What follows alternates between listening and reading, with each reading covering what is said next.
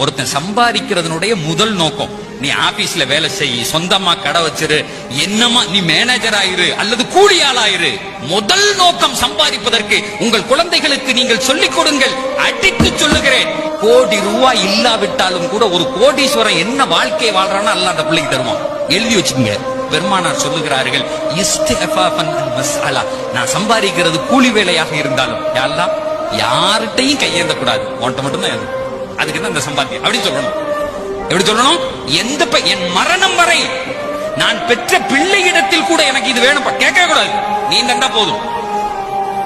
சொல்லி பாருங்களேன், கடைசி நேர தண்ணி வரை உங்களுடைய வாயில் இறைவன் ஊட்டுவான்.